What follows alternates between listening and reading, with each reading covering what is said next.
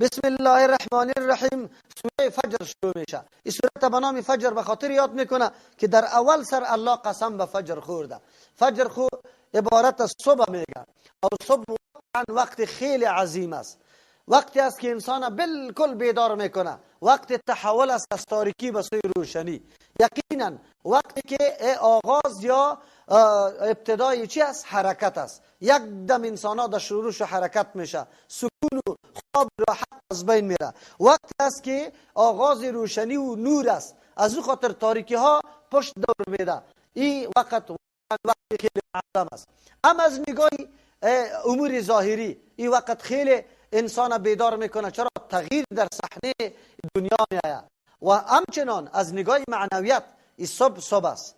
کسانی که 8 ساعت 7 ساعت 6 ساعت خواب استراحت کرده، میخیزن، خود پاک میکنن، طهارت میکنن و بعد از رو به قبله برای نیایش و مناجات به پروردگار استاد میشن. این بندگان الله اعتراف میکنه که یا الله چی صحنه راحت برام مهیا کرده بودی و آلی او صحنه راحت در حالت پشت روشنی آمده است. الله ما اینمی نعمت تا شکر گزاری میکنیم به این عبادت خود. آلی عبادت مؤمن و کافر فرقش نمیسته. کفار مثل حیوانات طور نعوذ بالله میخورن مینوشن، هیچ احساسی ندارن در مقابل خورد و نوش. اما مؤمن طور نیست، هر لحظه زندگی و حیات خود نعمت الله تلقی میکنه و در مقابل شکر گزاری میکنه. در حقیقت در مقابل 5 وقت نعمتهای عظیم الله تبارک و تعالی است که انسان روی نیایش طرف الله تبارک و تعالی میکنه و اعتراف بندگی و عاجزی خدا میکنه. از امو خاطر است که الله فضل و احسان خدا شامل مؤمن میگردانه. نه کافر بالله حیوان واری زندگی را پیش برده احساس هم نکرده. از او خاطر الله در اینجا قسم به فجر یاد میکنه.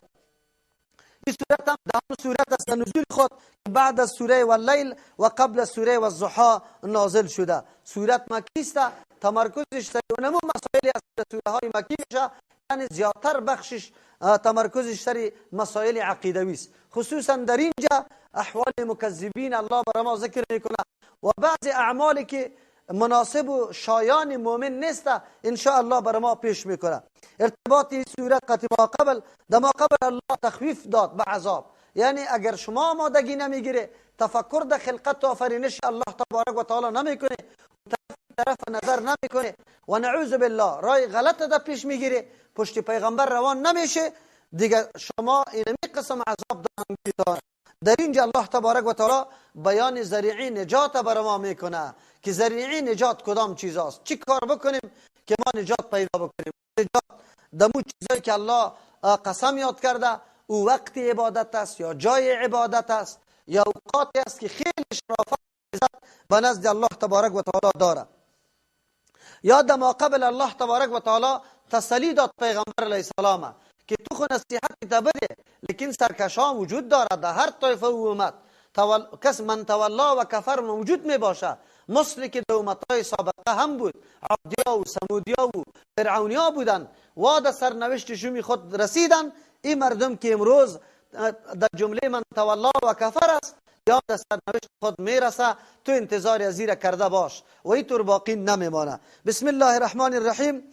موضوع سورت در اول الله چند چیز قسم یاد کرده، لیکن این قسم ها عجیب تکان میده انسانه. چرا که این چیزایی را که الله تبارک و تعالی قسم یاد میکنه مقامات یا اوقاتی هستند که الله برشان شرافت داده. یک گپ از این همیشه بگیره، وقت یا جای شرافت و عزت بجز از الله تبارک و تعالی کسی دیگری داده نمیتونه. یک وقتی شرافت پیدا میکنه که الله او را شرافت بده، یک جای او شرافت پیدا میکنه که الله او را شرافت بده، کسی دیگری این را شرافت داده نمیتونه. الله بسم الله الرحمن الرحیم شروع میکنیم با نام الله که به اندازه مهربان نهایت رحم کننده است. والفجر قسم به صبح. مفسرین اختلاف در این داره که آیا مراد از صبح مطلق صبح است یا صبحهای خاص است. یک تعداد از مفسرین قائل به است که مطلق صبح است. این قول راجح هم است، چرا که الله تبارک و تعالی سری مطلق صبح قسم میخوره. چرا؟ صبح یک زمانی است که تغییرات خیلی بزرگی در دنیا دیده میشه، تاریکی از بین میره، روشنی میاد. مردمایی که قرار در خانه های خود ساکن بودن در حالت خواب خور بودن، حالی کلگی بیرون در صحنه زمین میبرایند، برای کسب کار خود تیت میشه. اینجا فجر اونمو بر چیست؟ آغاز برنامه هاست. لیکن آغاز کدام رقم برنامه ها؟ اونو برنامه هایی که واقعا برای خدمت دین و برای محنت حسنه باشه، محنت درست باشه که سبب نجات انسان شود. از همون خاطر است که در یک حدیث پیغمبر علیه السلام میفرما هر صبح کلگی میبراید فبائع نفسه، بعضی نفس خود فمعتقها او یوبقها او موبقها، یا آزاد کننده نفس خود است و یا است که چیز هلاک کننده نفس خود است. واقعا همونطور است. یک نفر میبره از صبح تا بیگار قدم به معصیت و نافرمانی میزنه، یک آدم میبره از صبح تا بیگار قدم به اطاعت الله میگذاره. در بین مسیر انسان، کردار امی دو انسان بالکل فرق واضح وجود داره. خب انسان باید کوشش کنه که قدم اولی خود هم به نیکی بگذاره. اول نماز صبح تا بخوان. پیغمبر که بیدار شد کدام کلمات اول خوان؟ چی رقم خیز، چی رقم چشمای خودم آلید، اول کدام کار انجام داد، بعد از او کدام طرف رفت. که محبت پیغمبر داره، این محبت پیغمبر خلاصه در 12 ربیع الاول نمیشه که فقط سن وفات و تولد پیغمبر بگیره. کسی که محبت با پیغمبر داره اون لحظه لحظه حیات زندگیشه مطالعه میکنه و اون در زندگی خود عملی میکنه. اونجا باز دعوای محبت پیغمبر درست است که تو درک بکنی که پیغمبر اول معامله یا اول کار چه کرده. حتی یک نماز سنت است که ما و شما میخوانیم، 10 سنت در نماز سنت است، 10 طریقه ها و روش پیغمبر. نماز سنت پیغمبر خفیف خوانده، سوره قل یا ایها الکافرون و قل هو الله احد زیاتر اوقات خوانده، با وصفی که دیگه آیات تام آمده. در اول وقت مجددی که طلوع فجر شده 2 رکعت خوانده، بعد از او به پالوی راست یک کمی استراحت کرده، اگر کسی بوده گپ زده، اگر نبوده استراحت کرده و فاصله در بین نماز فرض و سنت بوده. پس از سنت باز که رفته پیغمبر دعاها خوانده. یعنی در یک سنت پیغمبر 10 سنت است. اگر ما مطالعه بکنیم زندگی پیغمبره، این مردمایی که ادعاهای دروغین میکنه از محبت پیغمبر، شما از یک حالت پیغمبر از پیشان سوال کنه یا یاد نداره، حتی در نماز یاد نداره، دیگه وقتا را خب بگذاره. خب کاش که حقیقت دین میفهمیدن. یک ورق دین روز همونجا در بین کتابا آمده بود، اونجا بود بگذار که من میلاد جشن بگیرم. بسیار یک واقعه دلچسب است، به عربی است، بسیار واقعه دلچسب. یک جوانی که زود خیسته نماز صبح نخوانده، بدو کده طرف کالا، باز بعد از او خب در راه رفته که بره در موتر دروازه باز کنه، باز گفت که روی ناشسته است، پس دور میخوره او زیاد که امروز من تمام کارهای خود تکمیل میکنم که صبح میلاد است. خب ناگهان در تلفنش یک برش میگه که آیا الله و رسول دوست داری؟ باز این بسیار تعجب میکنه که یاران چطور الله و رسول دوست نداشته باشم؟ باز گفته که آیا شده میتونه کسی را که آدم دوست داشته باشه و گپایش فراموش شود، حالتش فراموش شود؟ یا آدم پسان اول خو میره در سری کار، پسان که کمی آرام ذهنش آسوده میشه تعجب میکنه که چرا آمد و چرا مرا آگاه کرد. یک مرتبه میتور در فکر میشه، میگه که خب دعوای محبت پیغمبر دارم، صبح امروز هرقدر تلاش میکنم که صبح در جشن میلاد شریک شوم، لیکن تو این صبح چی کردی؟ نماز صبح ادا کردی؟ این حق الله بود که الله تو را فرمان داده بود. باز نماز به جماعت خواندی؟ باز نماز به طریقه پیغمبر خواندی؟ اونجا کله خدای تو چی میکنه؟ میزنه که الله اکبر. چی ادعای دروغی محبت پیغمبر که من برای صبح ازالی میگم. وجهش چی بوده؟ وجهش کدام ملا ده هر سال برای ازی مسج میکرد، مبارکی میداد میلاد قبل از اینکه میلاد برسه که یا نه. بعد از او فکر میکنه که خو این نماز قضا شدن نماز صبح یک مرتبه هم نیست، در کل سال نماز صبح از من قضا شده. جناب دوستی ما که مرا خیلی دوست میگه، مرا در میلاد آگاه میکنه، یک روز مرا نگفت که نماز صبح بخوان. یک دوستم است؟ نه، در حقیقت او دشمنم است. برای من تو وانمود میکنه که یک روز میلاد تو مکمل بخشیده شده هستی و دیگه مکمل نمازهای صبح تا نخوان. امروز زمین شما مقایسه کنید بین مردم که همین طور است یا نیست، فرایض مانده همه گپا، لیکن داد از محبت پیغمبر میزنه. الله رحم بکنه. خب والفجر قسم به صبح، مراد از صبح یا والفجر قسم به صبح ذوالحجه، اول روز ذوالحجه صبحش که میبراید، این مناسبتر با آیات بعدی هم است، چرا که ولیال عشر قسم به شبهای دگانه. قول راجح است، اگرچه اقوال مختلف است، کسی 10 شب یک رمضان گرفته، کسی از محرم گرفته، او کسی مطلق 10 شب گرفته، او کسی راجحتر قولی است که 10 شب ذوالحجه است، چرا که در اونجا حدیث صحیح آمده، پیغمبر علیه الصلاة و السلام میگه نیست این روزها که عمل صالح در او بهتر باشه به نزد الله تبارک و تعالی از این در روز کرده که در روز ذوالحجه است. صحابه سوال کردن یا رسول الله ولا الجهاد فی سبیل الله، در راه الله برای از این نمیشه؟ امی عملی محبوب که در این روز انجام داده میشه؟ پیغمبر میگه حتی جهاد فی سبیل الله، مگر مجاهدی که بروه چیسته خود هم شهید کنه و مال خود هم قربان کنه، یعنی قصد خودم چی شوه در اونجا کشته شوه، او این آدم پس نگرده به هیچ چیزی خود، اینمی آدم عملی امی در روز است. ولی مردم ما گاهی داره، مردم ما خبر داره که در روز چی فضیلتی داره و ما چی بکنیم.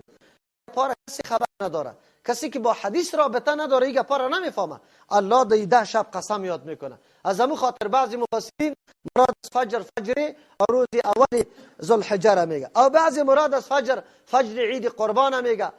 این هم اقوال است، لیکن رجحتر دو قول اول است. ولیال عشر قسم به شبها و روزهای دگانه، اینجا شبها است، روز تابع است، از خاطر شب ذکر کرده، یا شب به خاطر ذکر کرده که عبادات و نیایش در شب به الله تبارک و تعالی سبب خیلی انسان میشه. و شفع و الوتر قسم به جفت و طاق، مراد از جفت و طاق یا اعداد است. خود عدد الله چی میکنه؟ قسم. عدد چی رول داره؟ در زندگی انسانی بسیار رولی مهم داره، خصوصا در تنظیم امور زندگی ما و شما. خیلی زیاد چیسته رول داره. ما و شما حسابه و کتابای خدا مکمل توسط عدد میکنیم، برای ما مقدار همه گپا معلوم میشه. یا مراد شفع و وتر جفت و طاق، امی چیسته شبهای امی 10 شب ذوالحجه چیسته جفت است. اما بعضی مراد از شفع و وتر مخلوقات شفع میگه، وتر الله تبارک و تعالی مخلوق یا مقابل یا قرین خود می داشته باشه بجز از الله تبارک و تعالی که طاق است. بعضی مراد شفع و وتر جاهایی که در مراسم حج است، مقام عرفه، مزدلفه، صفا و مروه، بعضی جفت است و بعضی طاق است. بعضی مراسم حج از این گرفته و بعضی شبهای مثلا شب عرفه طاق است و شب عید این جفت است، این جفت طاق. اقوال بین خود منافات نداره. منظور است که الله تبارک و تعالی سری چیزا قسم یاد میکنه و این چیزا چیزایی هستند که انسان خود با چشم سر مشاهده میکنه و این را میبینه. بعد از الله سر این قسما را شاهد میگردانه که عذاب الله بالای کسانی که طغیان میکنه آمده نیست. یعنی وقتی این امور حقیقی است، واقعیت داره، هر کس میدانه مردمایی که طغیان میکنه در سرنوشت شوم خود مبتلا میشه. واللیل اذا یسر قسم به او شب که در روان باشه، اشاره میکنه و طور حالتایی که سری مسلمان ها آمده رایسته تاریکی است، لیکن همین شب در حالت روان بودن است. شب که روان باشه او باقی نمیمونه، حتما صبح طلوع میکنه. پس او شکنجه ها او ظلم های فرقه های طغیانگر با دعوتگرای حق این دائم باقی نمیمانه، حتما او ظالما به سرنوشت خود میرسند، نمیمانه ابی طور مظلوم باقی بمونه. از او خاطر الله چی کرده؟ قسم یاد کرده. هل فی ذالک قسم لذی حجر، آیا هست چیزایی که ذکر شد قسم؟ اینجا مراد از قسم حسه است، حسی کامل لذی حجر برای صاحب عقل، دشمندا صاحبای عقل. یک حساس پند و نصیحت در این قسما داره یا نداره؟ یکی از این طور قسما یا بفهمه درک بکنه که چیزا اموری واقعی است، یقینی و حقیقی است. جواب قسم که ما بعد است که الله تبارک و تعالی ان ربک لبالمرصاد است، در کمینگاه در دین الله قرار داره. پس هر کدام انتقام میگیره، عذاب میده، یا است که خامخا برشان عذاب داده میشه که جواب قسم سر زود دلالت میکنه. یک توجیه. دوم، هل فی ذالک، یا هسته در این چیزایی که ذکر شد قسم حسن، یک در روزا در فجر امی قسم در لیالی عشر، در جفت و طاقا در شبایشان و همچنان در مراسم حج، در نمازا که رکعتای جفت و طاق است. آیا هست حصه لذی حجر برای کسانی که صاحب عقل هستند؟ چیزی حصه دارن در زندگی خود در اینمی جاها عبادت الله را کرده. فجر سرش فجر میشه واقعا در عبادت الله. در شب در روز ذوالحجه قابل احترام و تعظیم میدانه، دو اعمال نیک انجام داده، یا مراسم حج درست انجام داده، یا رکعت واقعا انجام داده. چیزی حصه از یا بری خود جور کرده یا نکرده؟ بله، کسی که صاحب عقل است. قرآن میگه نیست که از این حصه بگیره بجز از کسی که صاحب عقل است. مردمایی که نعوذ بالله عقل نداره، از اینمی طور حصه ها و از اینمی طور بخت هایی که الله برشان نصیب میکنه، یا محروم میباشه که بدبخت باشه، احمق باشه. کسای صاحب عقل باشه روزا همونطور از پیشش به هوا و هوس تیر نمیشه، همونطور محمل تیر نمیشه، بلکه در این حصه ها در این طور اوقات برای خود حصه مقرر میکنه برای آخرت خود توسط عبادات. الم تر کیف فعل ربک، یا تو نمیبینی پیغمبر علیه السلام؟ نمیبینی پیغمبر خب پسان پیدا شده، حالات قوم سابقه است. آیا علم برات حاصل نشده؟ خب الله تعبیر به رویت میکنه به خاطر که حالات از یا قصه های از یا خیلی شهرت داشت، مثل شده بود که تو بگویی وقتی که یادی از یا میشد مثل که در زیر زرت می آمد. از او خاطر الله تعبیر به ترا میکنه. یا تو نمیبینی مخاطب، هر کسی که شنونده است، کیف فعل ربک، چه قسم عمل کرده پروردگار تو بعادن به عادیا. ارم، عاد کی بوده؟ که در ارم بودن. ارم جای است یا نامی همی قوم است. ذات العماد که دارای ستونای بزرگ بودن. دو مطلب داره، یا تنهایشان خیلی بلند قامتایشان خیلی بلند بود به مثل استوانه واره چوبای بزرگ واره، از او خاطر یا ذات العماد میگه. یا است که چون که قوارهشان بلند بود خیمه ها میزدن، خانه ها می ساختن، برای از او ستونای خیلی بزرگ جور کرده بود. این معنا تقریبا راجح معلوم میشه. دو عادی است، یکی عادی اولاست، یکی عادی ثانی است. یا عادیای اولاست که در کواسر نوح علیه السلام در اولاد سام میاین، او قوم است. خو الله تبارک و تعالی یاره خیلی قوت داده بود در وجودشان، از امو خاطر بسیار تنومند بودن، تنه های بلند داشتن. اینطور تنه ها نه که 300 گز باشه مثل چیز در بعضی نوشته کرده، او بالکل غلط است. چرا که بزرگترین قد و قامت از آدم علیه السلام که در حدیث ذکر شده 60 گز ذکر شده، بعد از او امی قد و قامت انسان ها پایین شده آمده تا حالی را. التي او عادیایی که لم یخلق مثلها، پیدا کرده نشده بود به مثل از یا فی البلاد، در دیگه شهرها. اینطور مردم دیگه در دیگه شهرها نبوده، خیلی تنومند و قامت بلند داشت. و ثمود الذین، تو ندیدی که چه قسم معامله کرد الله امرای ثمودیا؟ الذین مردم قوم صالح علیه السلام ابو صخره که وتراشیدن سنگاره بالوادی در وادی قرا، مقام بود در اونجا که زندگی میکرد، آنقدر مهارت در صنعت پیش بودن که پرسان نکو. سنگاره میتراشید، خانه های متنوع در او جور میکرد. پس قوم اول از نگاه جسم و طاقت خیلی قوی بودن، قوم دوم از نگاه صنعت و مهارت یعنی فنشان خیلی قوی بود، قوم سوم از نگاه پاچایی و نظم و نظام. و فرعون، تو نمیبینی چه رقم معامله کرد الله با امرای فرعون؟ ذل اوتاد که صاحب میخواست. دو معنا داره، یک میخوا آنقدر ظالم بود که کسی ایمان می آورد حتی با ولای زنی خود که آسیه رضی الله عنها است، او را میخ کرد، در زمین میخواباند و سرپایا و دستایشان میخ میچکید و بعد از او تعذیب میداد که حتی از خود دفاع به پنجال دستام نکنه. اینقدر ظالم بود. یکی یا ذل اوتاد صاحب پاچایی محکم است. مردم میگه میخی فلانی فرودیست ای دولت، چرا در اون خیلی قوت داره، شناخت داره، اینی را میگه. این جمرات از محکمی دولتش است. الذین، وجه مشترک امیسی که یکیش در حکومت و پاچایی خیلی بزرگ بود، دیگهش در صنعت و فن خیلی بزرگ بودن، مهارت داشتن، دیگهشان توانایی جسمیشان خیلی قوی بود. الله تبارک و تعالی هر کدام به سرنوشتشان رسانید. وجه مشترک در بین هر سه طایفه چی بوده؟ قرآن میگه الذین طغوا فی البلاد، دو کسانی که سرکشی کردن فی البلاد شهرها، کلی از یا فقط طاغی بودن. طاغیان میگه وقتی آب در چی در جوی برابر کنی، در جوی گنجایش آب نباشه، لبریزی کنه از هر طرف و چپه شود. سیلاکی وقتی میایه و بندا در برشگیر نمیکنه، گاهی یک زمین میزنه، گاهی درختها را چپا میکنه. این را به نام طغیان یاد میکنه. این مردم ها آنقدر زندگیشان در حالت رسیده بود که حد حدودی که الله مقرر کرده بود یا رعایت نکردن. چرا؟ وارد در نظر نگرفتن. این را طغیان. الله تبارک و تعالی برای هر چیز حد مقرر کرده. به انسان هم به خوردنش، هم به نوشیدنش، هم به لباسش، هم به گشت و گذارش، هم به سکونتشان، به همه چیز الله حدود مقرر کرده. زمانی که حدود رعایت نشوه، این را به نام طغیان یاد میکنه. تاسف است که امروز یک تعداد مردم اینمی قسم طاغی شده، حدود الله را رعایت نمیکنه. از نگاه عبادت الله اکبر نماز نمیخوانه، از نگاه نعوذ بالله فحاشی و عیاشی در حد نهاییشان یا نعوذ بالله زندگی غلط میکنه.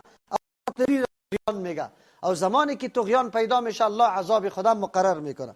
فاکثروا فی الفساد، پس یا زیاد کردن فساد. مراد از فساد در اینجا شیوع شرک است، عقاید غلط و مزخرف. مردم این مفکوره دادن که حساب و کتاب نیست، قیامت وجود نداره. وقتی که مفکوره عام شود مردم دست میندازه، یک نوع زندگی محتاطانه نمیکنه. دموکراسی لعنتی امروز مکمل این تبلیغات میکنه، مردم دعوت میده که آزاد زندگی بکنه. کی وضع کرده؟ هر طرف اگر حلال است اگر حرام است، فقط خود راحت کنه.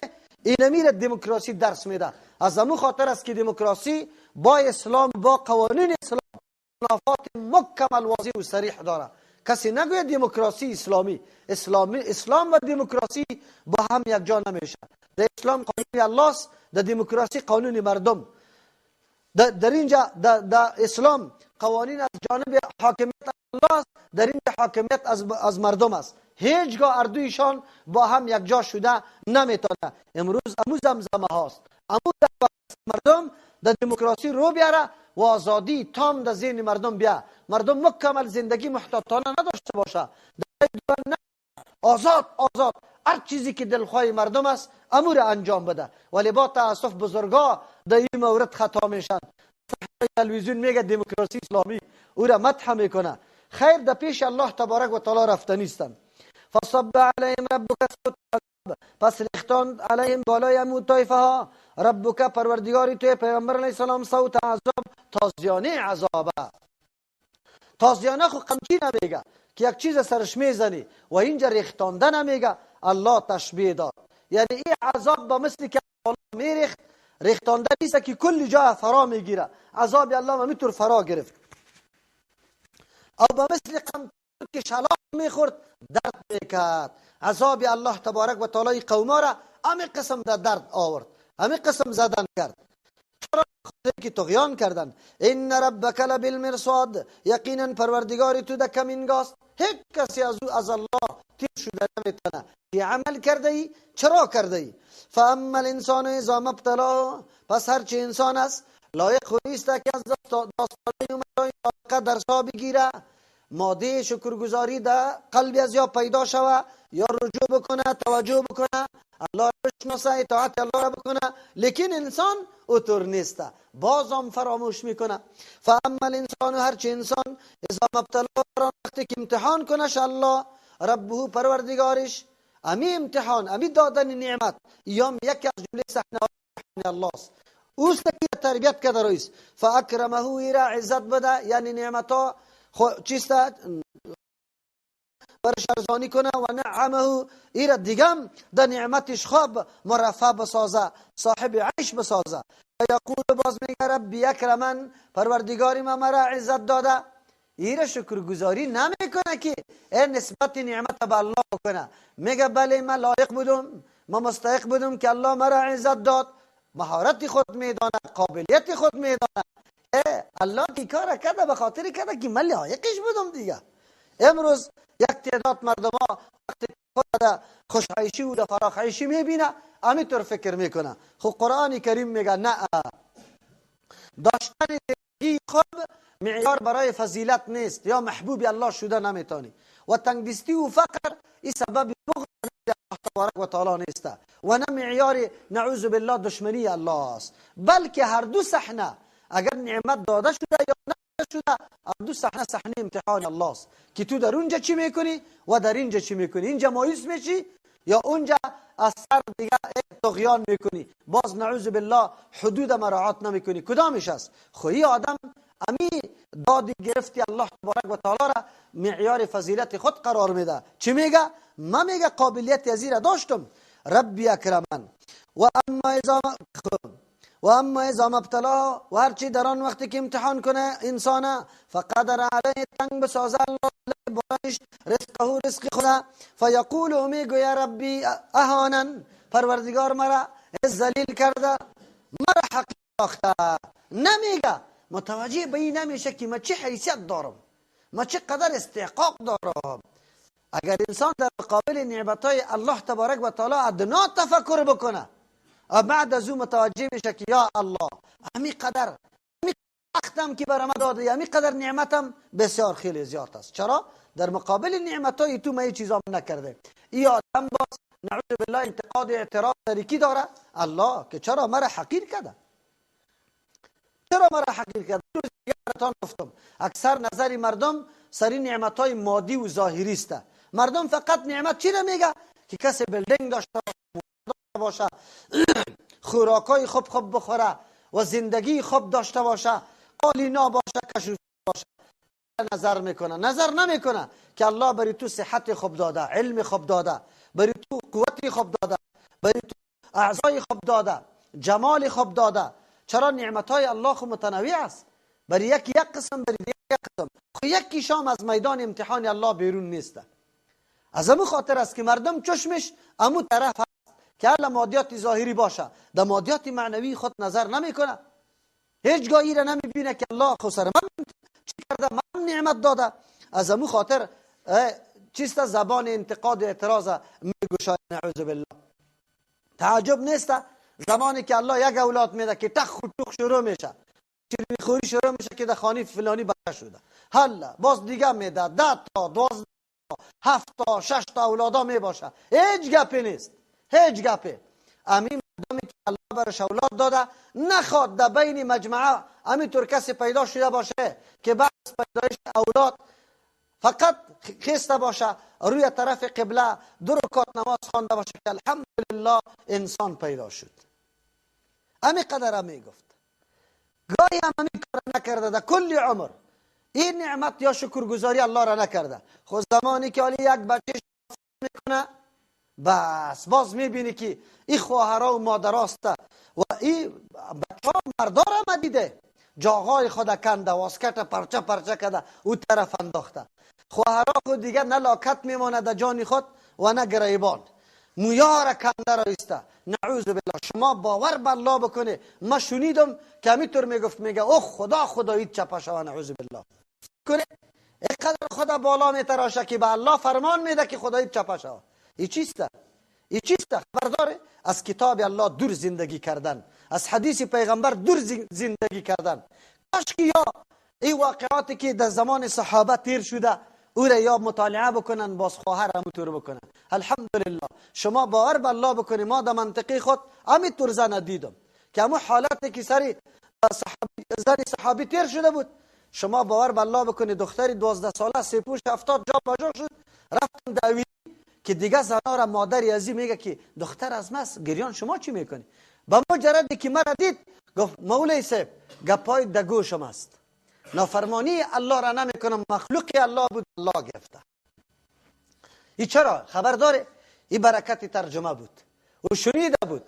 دیگرها را این میگفت که دختر از ماست گریان نکنید. این الله داده بود الله گرفت. الله اکبر. بله کسی که رابطه و آشنایی با کتاب الله و سنت رسول الله داره مرحله غم و مرحله خوشی بالایشان یکسان تیر میشه. تو نیست که به دست و پا شوه دست و پاچه شوه، نه، از صبر و حوصله. امی قدر روزای خوشی سر ما تیر شد، آیا روزای غم یک روزم نبید؟ ما چه قسم بنده الله تبارک و تعالی هستم، باید ما راضی باشم هر حالتی که سرم میآید. بندگی امیر میگه این دنیا محل نعمت و محل راحت و خوش عیشی نیست. این دنیا محل امتحان است. در هر مرحله قرآن امیر بر ما میگه کلا، نه این طورام نیست که شما هرگاه براتان نعمت داده میشه میگه ما مستحق هستیم، این کرامت و عزت خودم است، من لیاقتش دارم. و اگر شما تنگی رزق سرطان میاد باز وا ویلایتان میبره و میگه که الله مرا توهین کرده نعوذ بالله، دیگه پاره میکنه. شما حتی عقیده را خوشی میکنی که عملی شایسته نداره. شما از کردارتان نمایان است که هیچگاه قدم به کار نیک نگذاشته. چی رقم؟ شما مردمایی هستی کلا بل لا تکرمون الیتیم، عقیده را بگذار، در عملم شما اینطور مردمی هستی که عزت نمیکنه الیتیم یتیم، شما یتیم عزت نمیکنه، یتیم عزت نمیکنه. قرآن چقدر خوب میگه، نمیگه بل لا تطعمون الیتیم، بلکه شما طعام نمیدی یتیم، نمیگه اینطور. قرآن چقدر کلمات رسا داره، آیات بلیغ قرآن ببینه. بل لا تکرمون الیتیم، بلکه شما عزت نمیکنی یتیم. مراد مطلق طعام دادن یتیم حفاظت مال یتیم نیست، بلکه تمام نواقص و کمبودی های یتیم تو پورا کنی. یکی از جمله کمبودی هایش است که احساس میکنه که پدری که دست شفقت در سرم بکشه او را من دارم. تو مسلمان باید دست شفقت در سرش بکشی که یتیم در جامعه اسلام احساس نکنه که ما پدرم وفات کرده یا نکرده. جامعه اسلامی طور جامعه است، دستور الله تبارک و تعالی اینطور است بل لا تکرمون الیتیم، بلکه شما عزتمندی نمیکنی یتیم، عزت یتیم نمیکنی، یتیم در مستوای قرار نمیدی که او کمبودی های خود احساس نکنه. لیکن چی میکنیم ما امروز؟ ببینیم همین جامعه اسلامی است که مال یتیم پیزی یتیمه تو در جیب زده ای و دنیا شرکت ها را باز کرده ای، دنیا شرکت ها را خورده را ایستی، تو باز دعوا میکنی که من مسلمان هستم، جنت جایی ما باشه.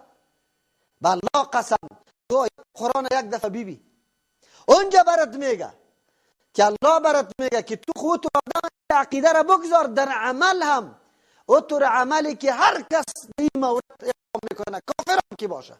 امروز کافران نمیه ایتام سرپرستیش نمیگیره در عهده، دارالایتام جور میکنه به خاطر که یتیمات سرپرستی شد، کار برش میده. اما تو مسلمان چی کرده؟ آلی براتان واضح میشه، آلی براتان منهج امی ملاها واضح میشه، امی پیرا، امی آجیا، امی ملکا، امی وکیلا، امی وزیرا، امی رئیسا، کل براتان واضح میشه که مردم چطور اسلام داره. تو خواهیج طعام خو ندادی، اکرام و عزت یتیم نکردی. قرآن برات میگه اکرام یتیم شوه، عزت یتیم شوه. یتیمی تو احساس نکنه که من در جامعه بی پدر هستم، در ناحیه تعلیمش، در ناحیه تربیش، در ناحیه شفقت، در ناحیه ترحم باید دوی احساس نداشته باشه. هر کسی یتیم دادم روش میاد دست شفقت بکشه، جان پدر برش بگویه، جان برادر برش بگویه. ولی کجاست؟ در می وطن ما دادی اسلام میزنیم، اسلام خیلی طور چیزا را میگه. ولی بیا مناسبه بس سوال کو ولا تحاضون على طعام المسکین، شما از او اعمالی که کافرم این اعمال انجام میده و سرش فخر میکنه، امی اعمالم از شما به وجود نمیاد. شما ترغیب نمیده على طعام المسکین، بالای طعام مسکینا ترغیب نمیده، دیگه کسا را تشویق نمیکنه، خود خریج نمیده، خود دیگرها را هم تشویق نمیکنه. کی است امی؟ کی است؟ این امی کسی است ملا صاحب است. ملا صاحب عزت نمیکنه یتیمه. چرا عزت نمیکنه؟ شما باور به الله بکنی، روزای پنجشنبه میشه به نام پنجشنبگی جمع میکنه، یتیم بیچاره که پدر نداره، در خانه پیسه وجود نداره. شما باور به الله بکنی طور مسجد هسته که یتیم رفته ولی امام از دستش گرفته پس کشیده شه که برو تو پیسه پنجشنبگی را ناورده. درس به مو کسی داده میشه، به مو کسی داده میشه که موتردار است، بیلدینگ دار است، پیسه حرام سود برش میاره، ملا صاحب برای ازو علایده میشونه درس برش میگه. اما بچه یتیم میگه پول ناورده برو، اینجا جای درس بی پولا نیست. یا مسابقه را میگیره، مسابقه سیرت میگیره. او جناب مالدارم، او جناب مالدارم، تو یک مکتب جور که خالص مخصوص برای ایتام، موتر برش بگی از خانه هایشان بیاین در مرکز تعلیم و تربیه دین یاد بگیره، علم یاد بگیره، تو خانواده خود آینده تامین کده بتانه، سرپرستی کده بتانه. یتیمای ما بیچاره شما باور بالله بکنی در این ملت نعوذ بالله دور از حاضر مجلس امور، ایتام بیچاره یا شاگرد مستریس، یا شاگرد دولت است، یا کلینرک بیچاره است، یا ایست که بولانی میفروشه و انواع فجایع از یا صورت میگیره یا نمیگیره. بگوی ببینی شما دمی که داد از اسلام میزنیم و میگیم که ما مسلمان هستیم. عجیب اسلام.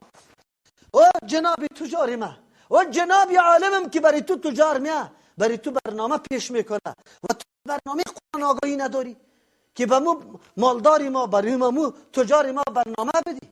باش بگو که بیا اینی قسم پروسه را پیش ببر که هیچ دعا طلب نکو که تا روز قیامت سلسله صدقه جاری باشه برات برسه. کجاست؟ کدام یتیم؟ و جنابی آجی تو برای میلاد پیسه جمع میکنی، برای از اینکه گوشت خوب به تو داده شود. تو مولا در مسجد به مردم میگی جمع کنی که میلاد است. تو را بالله قسم یک روز غم یتیم خوردی که دمی قریه ما خو یتیم است، پدرش وفات کرد، یک مادرک داره، چند دانه همشیرگک داره. صبحکی واده نماز دستا یخ گرفته، مادرش از گندنه بولانی برش پخته میکنه، روان میکنه در مجلس ها که برو بفروش که نفقه پیدا شد. او تو هیچ امی قدر احساس نداری. او علم تو در نزد الله رفته نیست یا نه؟ یا آیات قرآن برای کی؟ یا آیات قرآن برای کی میگه؟ این اعمالی است که کافر هم سرش فخر میکنه انجام میده. اعمالی است که حاجت به این است که آدم ایمان داشته باشه. شما باور بالله بکنید ترحم انسانی که انسان داشته باشه همین کار کرده رایسته. ولی کجاست؟ خب ملای ما پدر وفات کرده، مادر و اولادا در غم نشسته، مناسب در غمی اسقاط است، پول پیسی از او را در جیب کرده رایسته. او مناسب تو را بالله قسم در یک کتاب برم نشان بده. او آجی صاحب چاشت پس از قبرستان میگردی لقمه کلان کلان خورده رایستی. در کدام؟ آیا آیات قرآن تو را نگفته بود ان الذين ياكلون اموال اليتامى انما ياكلون في بطونهم نارا؟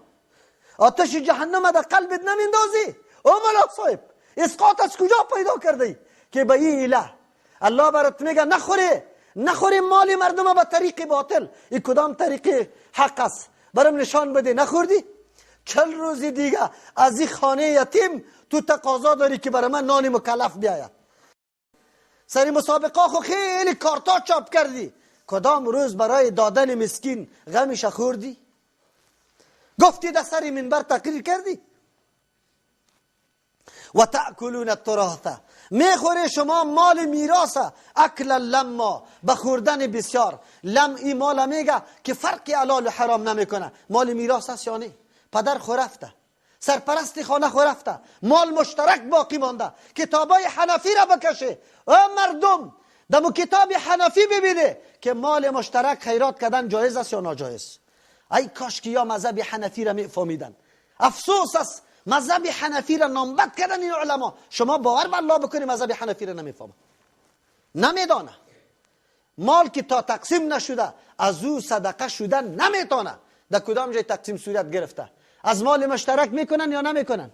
وارث غایب میباشه، یتیم میباشه، خرد و صغیر میباشه. خب مردم ها لقمه کلیپ شکاری زده رایسته. امی آجی، امی ملک، امی مردمایی که داد از دین میزنه، کلاف میزنه، امی مردم. قرآن چی میگه و ما تو چی میکنی؟ و تحبون المال حبا جما. شما دوست داری ماله با دوستی جمعا بسیار، فقط تلاش و چشمتان دوخته کجا مال زیاد است. این رسایی نمی کنی حلال است یا حرام است، حق دیگه کس پای مال میشه یا نه. رشوت ها چرا داده میشه؟ چرا داده میشه؟ چرا؟ به خاطر از اینکه ما پروژه را ببرم، ما این پیسه را از خود بکنم. چرا؟ برش داده میشانه. هیچ کسی سیل میکنه که من از کدام ناحیه پیدا میکنم خورده رو ایسته. بله خودی طور مناسب نیست. نیست قدر غفلت برای یک انسان، نیست قدر محبت با دنیا، دل بستگی با دنیا که همه چیز فراموش کردی، غم شکمی تا خورده رو ایستی. الله برات میگه اذا دکت الارض دکن دکا، در آن وقتی که ریزه ریزه کرده شوه، پست کرده شوه بلندی های زمین، دکن دکا با پست کردن این زمین در این حالت خود باقی نمانه، لرزه لرزه شوه، تیکه تیکه شوه. این تو روز آمده نیسته. تو بازم محبت قطع دنیا داری، فرق حلال و حرام نمی کنی، ترغیب نمیدی به یکی یک مسلمان دیگه حاجتمند دیگه حاجتش بره شوه.